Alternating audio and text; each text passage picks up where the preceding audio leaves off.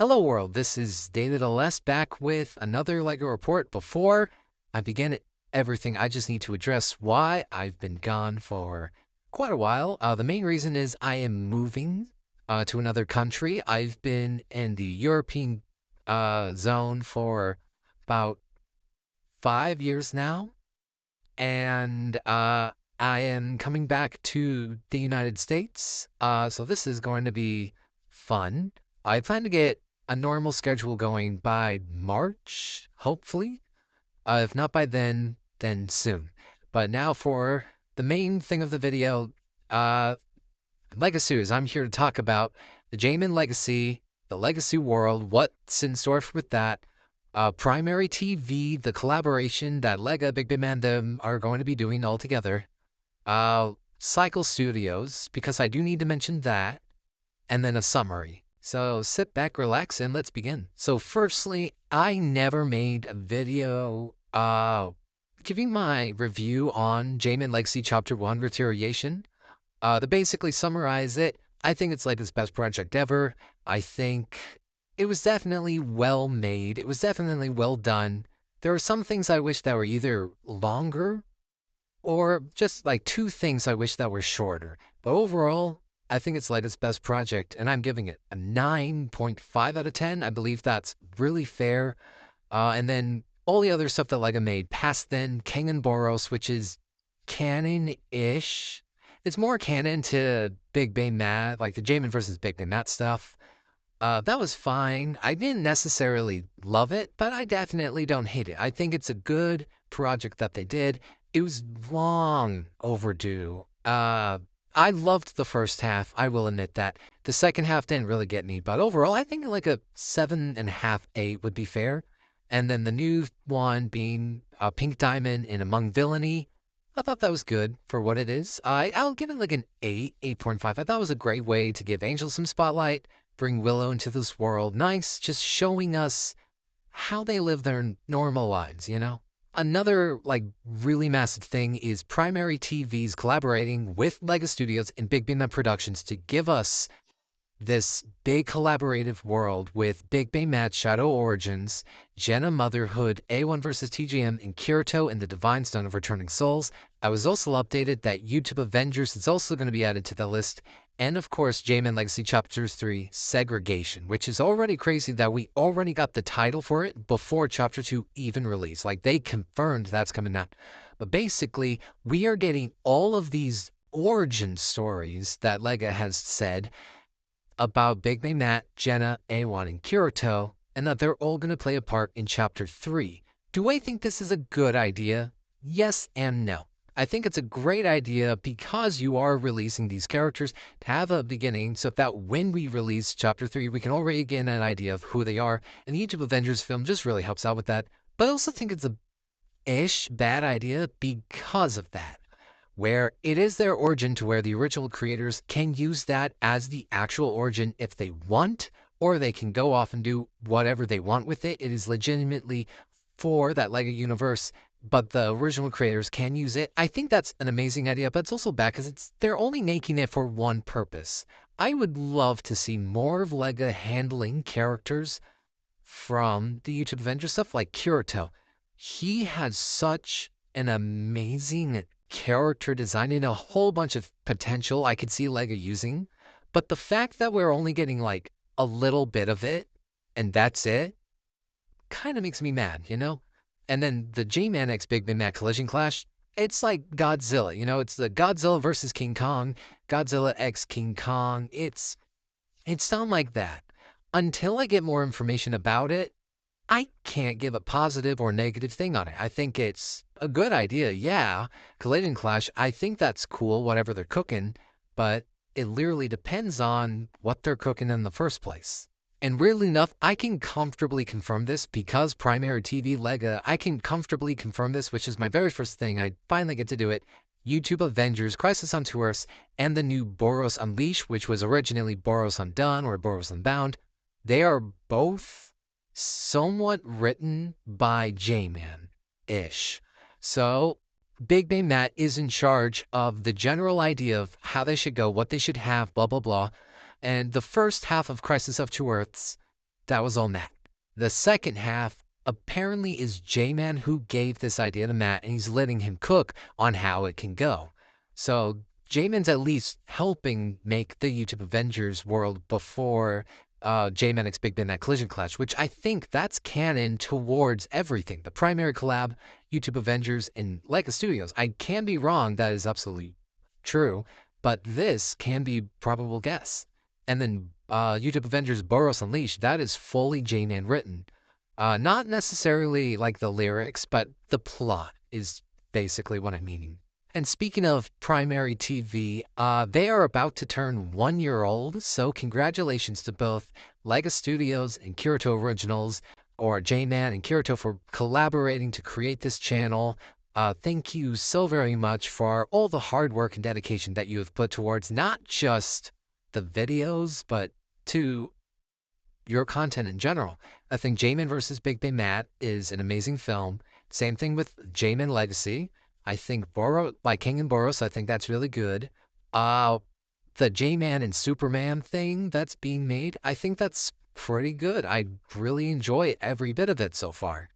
And did you really think that this video was all about praises? No, no, no, no, no, no, no. I mentioned a thing called Cycle Studios, which has been dead for more than a year now. This is where I really need to get into detail. So if you don't know, Cycle Studios started in 2023 by J-Man, Big Big Matt, Kirito, and ATB Studios. That name will become very important later. They were going to create an entire new universe, so all the older universes that they were making had some form of a reset to create the cycle world. So a whole bunch of Lego stuff just seems unfinished, and that's the main reason why. Same thing with YouTube Avengers, same thing with Kirito of why we didn't get the Divine Stone of Returning Souls that he wanted, because it was kind of being pushed because of Cycle Studios. But my main point is that channel is somewhat back-ish. So basically, to summarize, Cycle Studios, I hated this channel. Not because of the content that they put out, but more behind the scenes. The content that they put out was fine. It was mostly J-Man and ATB Studios that were releasing stuff. But my point being, the behind the scenes was a mess. They were planning 30 films, and it just was horrible. One of their biggest things was that A1 was going to be the leader of the YouTube Avengers. They were going to kill off Big Bang Matt in the first film. Kirito was forever the sideline character, and J-Man would lose his powers around the second or third big film and would basically never be seen again until a sacrifice that he would do. So I hate it because it's such a dumb plot. Like, sure, it's glazing one character, making them better, but you're taking all these other really cool characters in their universes and saying, F you, go die in a hole. And Cycle says behind the scenes, holy crap, was that a mess. Big Bang Nat was fired by Andrew because he didn't show up to one of the meetings that they were holding, which was important. That was kind of bad. They made HR quit because of the toxic things going around, and a whole bunch of people just became absent. They were like saying that they were working on films, they weren't really. And then the whole channel was deleted by HB Studios without a say with the other two that were on it, being Jamin and Kirito, because of his mental health, and that he said that he was done with YouTube, blah, blah, blah. And to basically summarize, he returned to YouTube not even 6 months later, re-uploading all of his older stuff. So it was really disrespectful. However, that was the best decision, because Kirito asked J-Man to create Primary TV with him, and I love this so much. They do things at their own pace. The things that they announced this year, yeah, sure, it's little, it's all connected, which is amazing, but it's good. But this is why I'm bringing up Cycle Studios. This seems like a Cycle Studios plan, like a Big Bang Matt thing, a J-Man thing, a Kirito thing, and an A1 thing, and a YouTube Avengers stuff. That all sounds like the Cycle plan that they originally had, being 3 Kirito films, J-Man, Matt, Superman, and YouTube Avengers. This all, like, I'm not saying it's bad. I love the primary idea, but I really hope it's not a direct copy. Because Cycle Studios is some I wish would just burn for eternity. I don't even want to hear that name. I'm actually so mad that I have to mention Cycle Studios this much. But it just sounds like a direct copy, you know? Like they have a Big Bang Math film, they had the character stuff, they have the YouTube Avengers, they have the J-Man stuff. Superman was an A2B Studios film, and they have A1 versus TGM, which was an A2B Studios film, but they're making it. So it just seems like a copy. But I know that J-Man has really improved with the storytelling because of the J-Man legacy and the entire things that they're planning with that.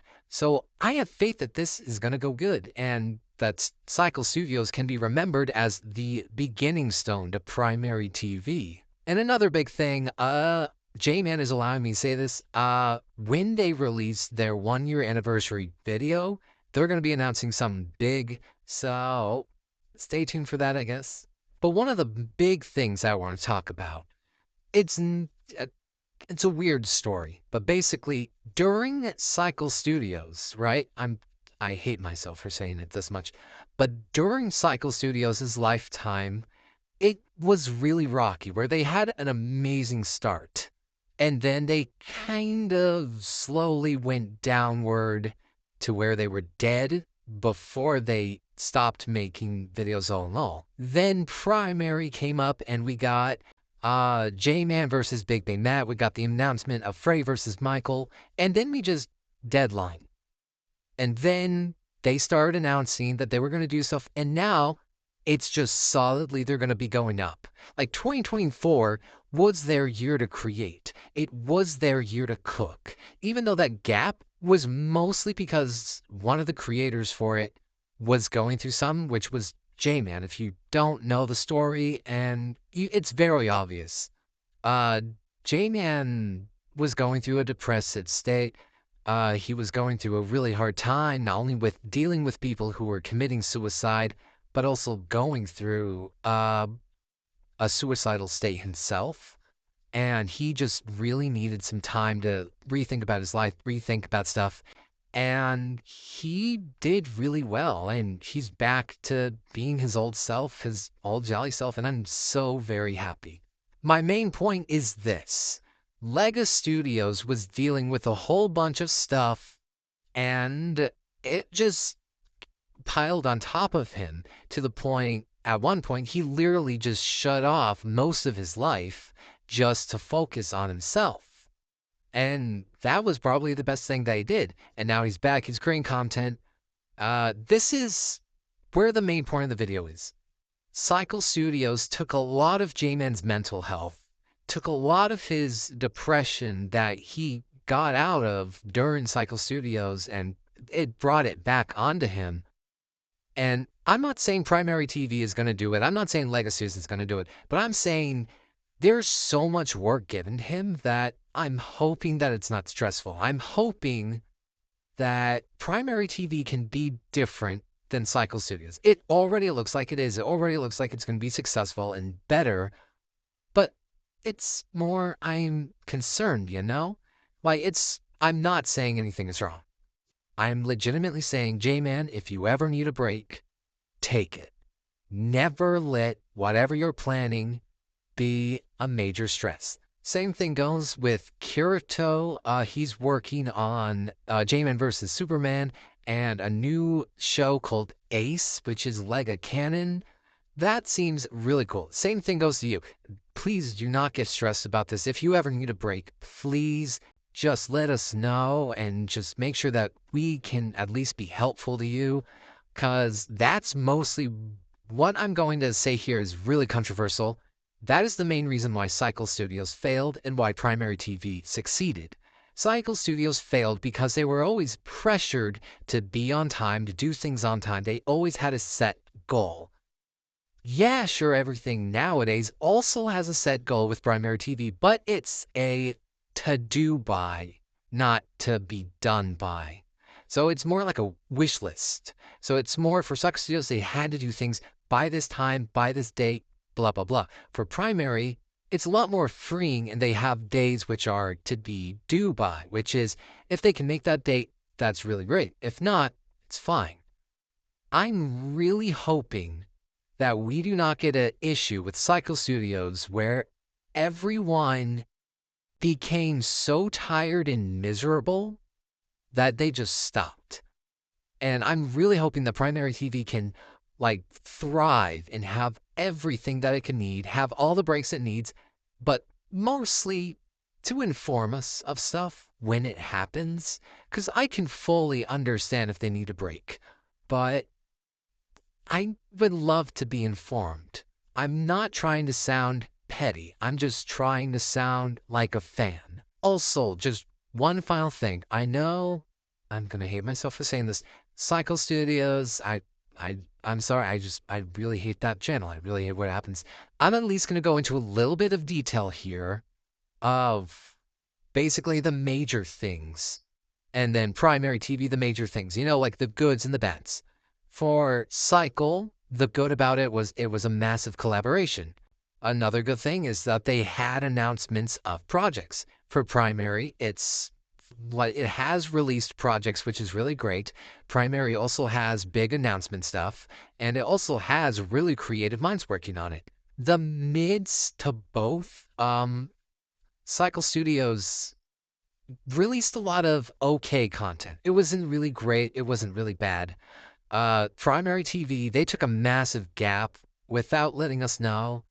And it's absolutely fine, yeah, but it's just like, as a fan, we're always waiting like, oh, hey, when is it going to happen? When is it going to happen? Oh, who?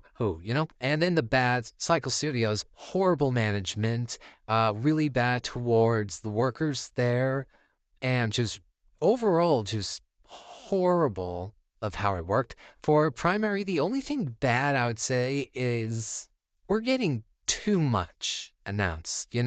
It's like the Marvel quantity over quality, but they're not giving us a date. They're just telling us what they're making. So I can't really be mad about that. But overall, to basically summarize the entire video, Jamin Legacy and the new Legacy world, I highly recommend it. Primary TV is 1 year old, and I'm very glad that is, and I'm so glad for it in the future. Cycle Studios can die in a hole, and I hope that Primary TV can be more original than the Cycle Studios lineup and be amazing as it plans to be. But overall, yeah, I will be back.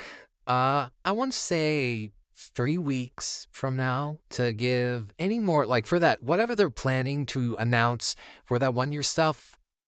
I will be in the process of moving when that happens, and it will be like that for 3 weeks. So in 3 weeks on this day, like a Thursday, is when I plan to upload this video.